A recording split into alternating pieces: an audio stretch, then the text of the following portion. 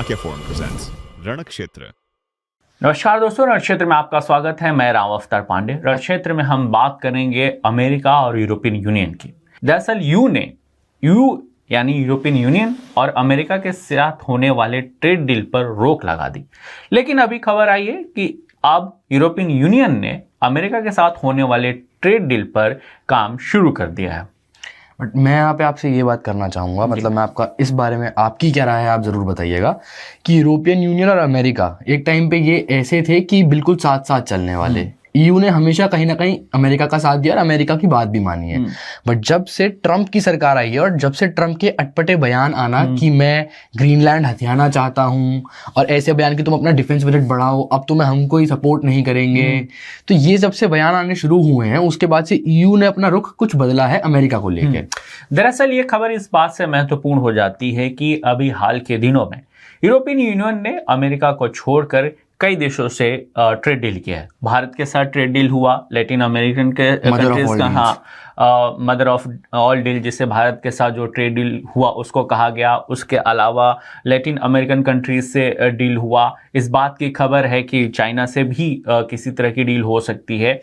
तो जिस तरह से डोनाल्ड ट्रंप अपने दूसरे राष्ट्रपति के दौर में उन्होंने यूरोपियन यूनियन जिनका उनके साथ अच्छा अलायंस था उस पर ग्रीनलैंड के मुद्दे को लेकर यूरोपियन यूनियन और डेनमार्क पर हमलावर हुए, उसके बाद ये देश अमेरिका से डायरेक्ट तो नहीं लेकिन इनडायरेक्टली अलग होते हुए देखे। अमेरिका के असहमति उन्होंने दूसरे देशों से ट्रेड डील कर दिखाई। लेकिन अब शायद डोनाल्ड ट्रंप या अमेरिका को यह बात समझ आने लगी है कि वो दुनिया में इकलौता राज्य, या यूं कहें कि वो जैसा चाहे दुनिया वैसे चलेगी, ऐसा संभव नहीं है। यही वजह है कि शायद यू और इंडिया, यूरोपियन यूनियन और भारत के साथ ट्रेड डील होने के बाद अमेरिका और इंडिया के ट्रेड डील की भी घोषणा हुई और अब अमेरिका और यूरोपियन यूनियन के ट्रेड डील की भी बात जो कि रुक गई थी, अब उस पर आगे बढ़ने की खबर आ रही है। कुछ समय पहले अभी जो डेनमार्क के तरफ से भी एक स्टेटमेंट आया था F-35 को लेके। जैसे ट्रंप जो है, या हम यूं कहें कि जो अमेरिका है वो अपने हथियारों को ही मोस्टली बेचना, उनका काम यही है, अपने वेपन सप्लाई करना ऑल ओवर द वर्ल्ड। तो एक अमेरिका का बहुत बेहतरीन फाइटर जेट है F-35, उसको अमेरिका ने दिया था डेनमार्क को। अब डेनमार्क ने कुछ समय पहले ही ये स्टेटमेंट दी थी कि हम औरों को ये बोलेंगे कि हम पछता रहे हैं लेने के बाद, आप लोग ना खरीदें F-35 या थोड़ा संभल के चले अमेरिका के साथ। देखिए, जिस तरह से डोनाल्ड ट्रंप दुनिया को व्यापार कराना चाहते थे, डोनाल्ड ट्रंप जब दूसरे राष्ट्रपति आए तो अमेरिका फर्स्ट का उन्होंने नारा दिया और उन्होंने कहा कि दुनिया में जिस तरीके से वो अमेरिका के व्यापार को बाकी देशों से जोड़ना चाहते थे, या यूं कहें कि वो चाहते थे कि पूरी दुनिया उनके हिसाब से व्यापार करे, अमेरिका की चीजों को खरीदे, वो दुनिया ने या बाकी देशों ने उस तरह से एक्सेप्ट नहीं किया। ना कि उन्होंने व्यापार की बात की, आते ही उन्होंने देशों पर टैरिफ लगाने शुरू कर दिए। उन्होंने वेनेजुएला के तो पूरी सत्ता परिवर्तन कर दी, वहां पे तो पूरा ही माहौल बदल दिया और अन्य देशों को लेकर भी उन्होंने धमकियां दी। डेनमार्क और ग्रीनलैंड का मुद्दा इसलिए भी महत्वपूर्ण हो जाता है क्योंकि यूरोपियन यूनियन और अमेरिका ये नाटो के मेंबर्स हैं और अब तक के इतिहास में, जब से नाटो बना है तब से अब तक के इतिहास में दुनिया में जितनी भी लड़ाइयां नाटो के बैनर तले हुई हैं या यूं कहें अमेरिका के बैनर तले हुई हैं, उन सब में इन यूरोपियन कंट्रीज ने अपना कंट्रीब्यूट किया है फाइनेंशियली, फोर्सेस के थ्रू और भी पॉलिटिकली भी जितना संभव हो सके उन्होंने किया है। अभी जैसे आपने ग्रीनलैंड की बात करी, तो अगर हम ग्रीनलैंड की बात करें तो डेनमार्क एक तरीके से कहीं ना कहीं ओन करता है ग्रीनलैंड को। बट डेनमार्क ने कभी भी अमेरिका को मना नहीं करा कि आप ग्रीनलैंड में मत आओ। ऑलरेडी अमेरिका के ट्रूप्स ग्रीनलैंड में हैं। अगर अमेरिका चाहता तो वो अपने ट्रूप्स बढ़ा सकता था, उसमें कोई दिक्कत नहीं थी। और पहले भी ग्रीनलैंड में इनके बेसिस थे, इन्होंने खुद ही कम किए नंबर ऑफ बेसिस, लेकिन अभी भी बेसिस हैं, तो वो बेसिस एग्जिस्ट कर रहे हैं। बट इनकी तरफ से इस प्रकार के स्टेटमेंट आना कि ग्रीनलैंड मुझे चाहिए, मैं ग्रीनलैंड हथियाना चाहता हूं। डेनमार्क आपको मना नहीं कर रहा है, अगर आप अपने ट्रूप्स वहां पे लाना चाहते हैं तो शांतिपूर्वक अपने ट्रूप्स वहां पे ला सकते हैं।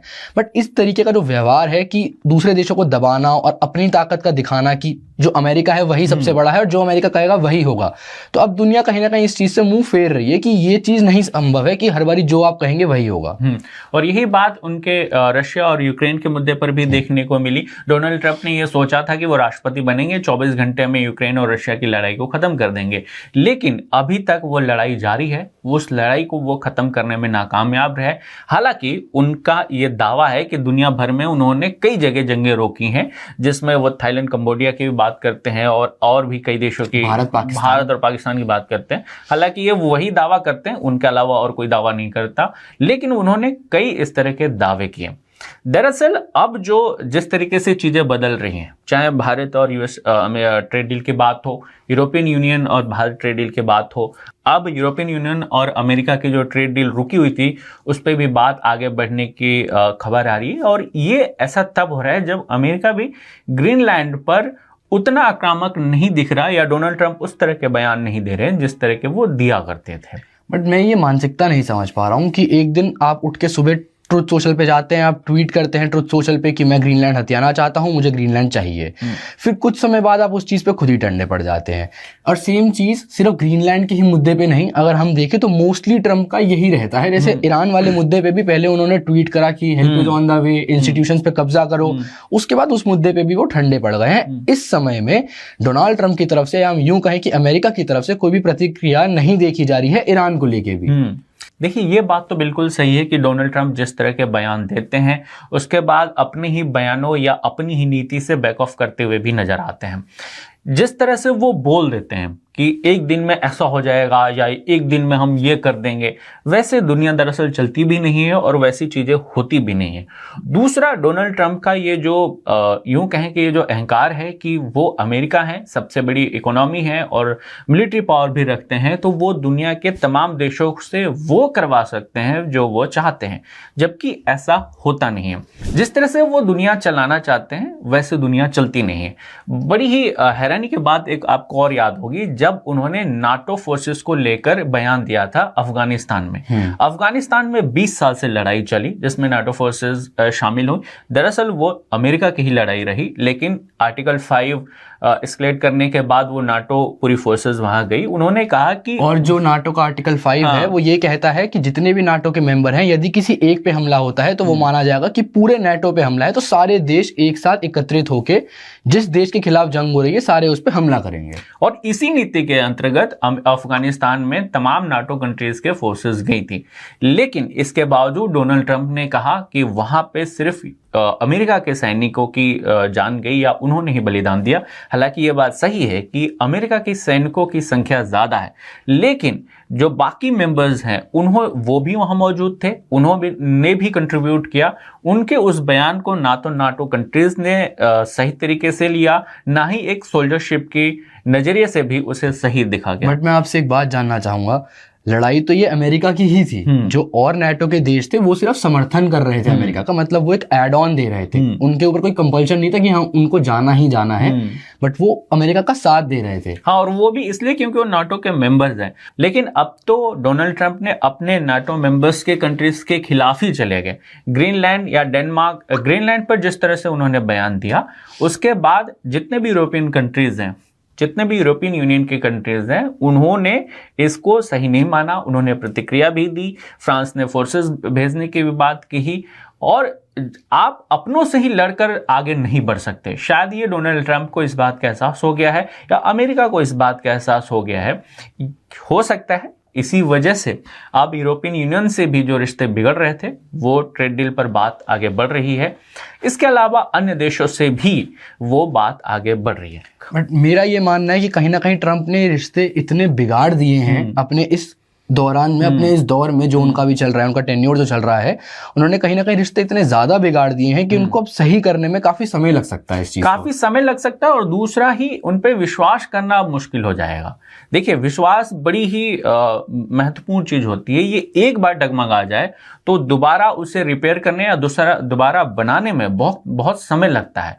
और डोनाल्ड ट्रंप, ठीक है, आज अमेरिका इन देशों से बात शुरू कर रहे हैं, लेकिन डोनाल्ड ट्रंप के बयान या उस तरह की नीतियों को लेकर अभी भी लोगों में शंका बनी हुई है।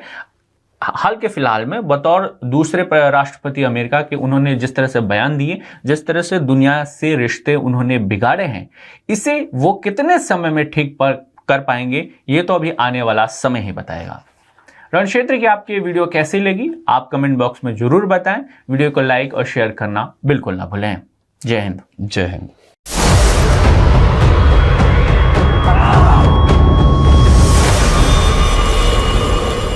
Chanakya Forum presents Ranakshatra.